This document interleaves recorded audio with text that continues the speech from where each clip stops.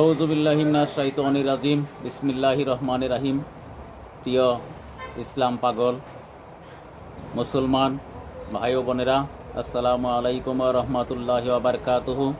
আমি ডাক্তার প্রভাষক এস.এম. মাজিদুল হাসান দীর্ঘদিন পর আপনাদের সামনে নতুন একটি ভিডিও নিয়ে হাজির হয়েছি। সৃষ্টি হোমিও হল নকলা শেরপুরের পক্ষ থেকে আবারও আপনাদেরকে শুভেচ্ছা, ঈদুল আজহার অভিনন্দন জ্ঞাপন করছি। প্রিয় দিনী ভাই ও বোনেরা,